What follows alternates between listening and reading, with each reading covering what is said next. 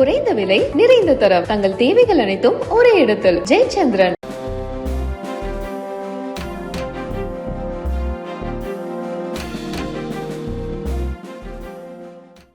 குடியரசு துணைத் தலைவராக தமிழகத்தைச் சேர்ந்த திரு சி.பி. ராதாகிருஷ்ணன் அவர்கள் தேர்வாகியிருக்கிறார்.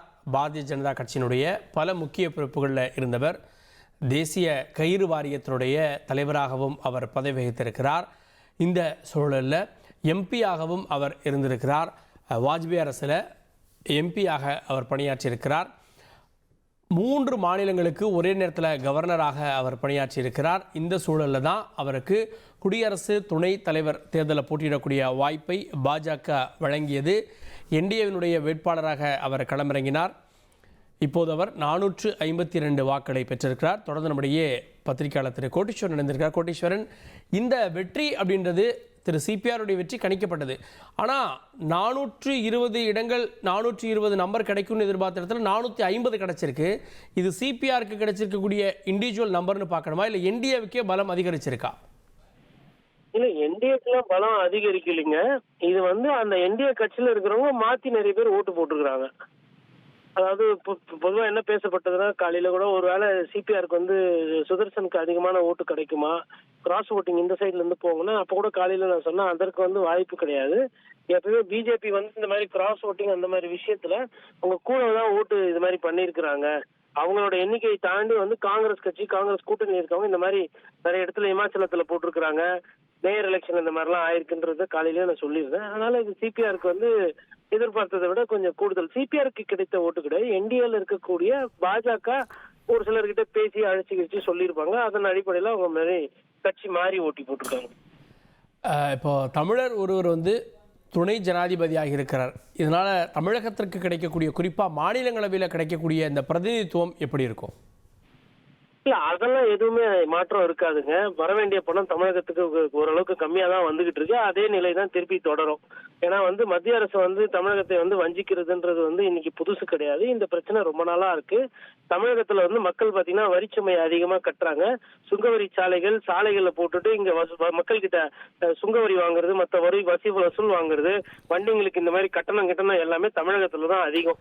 எல்லா விஷயத்திலுமே தமிழகத்துக்கிட்ட இருந்தா மற்ற மாநிலங்களுக்கு பணம் போகுது. ஆனா தமிழர்களுக்கு வஞ்சிக்கப்படுறாங்க. அந்த நிலை தொடரும். இது ஒரு டோக்கனிசம். தமிழர் சி.பி. ராதாகிருஷ்ணன் அவர்களுக்கு ஒரு துணை ஜனாதிபதி பதவி என்பது தமிழ்நாட்டில் இருக்கிறவங்க ஒரு பெருமையா இருக்கும். அவர் ஐயா அப்துல் கலாம் பாதையில போனார்னா அது இன்னும் நம்ம தமிழ்நாட்டுக்கு இன்னும் மென்மேலும் ஒரு சிறப்பு சேர்ப்புமே தவிர்த்து இதனால அரசியல் மாறப்போகுது. பாஜக மேபி தேர்தல் வர்றதுனால வேணா சில திட்டங்களை அறிவிக்கலாம். வேற சில விஷயங்கள் இப்ப கூட உதாரணத்துக்கு பாரத ரத்னா பதவி கேட்டிருக்கிறாங்க ஐயா பொசம்பன் முத்துராமலிங்க தேவருக்கு. அது போன்ற விஷயங்கள் செஞ்சு கொடுப்பாங்க. மற்றபடி பணம் அதிகமா ஒதுக்கப்படும், இங்க இருக்கக்கூடிய பிரச்சனைகள் மத்திய அரசு தலையிட்டு தீர்க்கப்படும் அப்படின்றதெல்லாம் நம்ம போக கூடாது. அவங்க தன்கரோட ஏதோ ஒரு பிரச்சனை, அவரை காலி பண்ணணும். சரி, எலெக்ஷன் வருது தமிழ்நாட்டுல, அதனால ஒரு நல்ல கேண்டிடேட்டா ரெடி பண்ணணும் அப்படின்னாங்க. அதற்கு சி.பி. ராதாகிருஷ்ணன் அவர்கள் தகுந்த தலைவர். அதனால அவர் மீது இன்னும் தனிப்பட்ட முறையில எந்த ஒரு குற்றச்சாட்டோ ஊழல் குற்றச்சாட்டுல இல்லாத ஒரு நபர். எங்கேயோ இருக்கக்கூடிய திரௌபதி முர்மு போன்றவர்களோ இல்ல மற்றவர்கள் போன்றவர்கள் இல்லாம இங்க தமிழகத்தை சேர்ந்தவர் இன்னைக்கு ஒரு துணை ஜனாதிபதி ஆகிறோம். தமிழ்நாட்டுக்கு அது ஒரு சிறப்பு. இங்க நிறைய நிகழ்ச்சிகள் நடக்கும். அந்த நிகழ்ச்சிகள்லாம் அவங்க கூப்பிடுவாங்க சி.பி. ராதாகிருஷ்ணன். அதனால அது ஒரு நிகழ்ச்சி நடத்துறவங்களுக்கு ஒரு சந்தோஷத்தை, ஒரு உற்சாகத்தை கிடைக்கும். மாணவர்கள் கிட்ட அவர் இனிமேல் கொஞ்சம் ஃப்ரீயா பேசலாம், கொள்ளலாம். அந்த ஒரு டெம்பர்மெண்ட், சயின்டிபிக் டெம்பர்மெண்ட் ஆங்கிலத்தில் சொல்லுவாங்க. இந்த RSS விஷயங்களை எல்லாம் அதை அதிகமா பேசாம, ஏன்னா இன்னைக்கு ஒரு கட்சி கிடையாது, இன்னைக்கு ஒரு பொதுவான ஒரு பிரதிநிதி.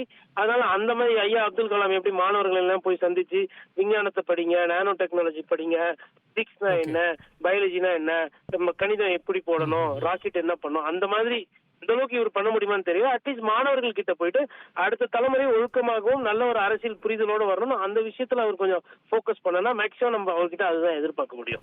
நன்றி திரு கோடீஸ்வரன், இணைந்து உங்களுடைய பார்வைகளை பதிவு செய்ததற்கு நன்றி. குடியரசு துணைத் தலைவராக தமிழகத்தைச் சேர்ந்த திரு சி.பி. ராதாகிருஷ்ணன் தேர்வாகி இருக்கிறார். அதில் நம்ம முக்கிய செய்தியாக பார்த்தோம்.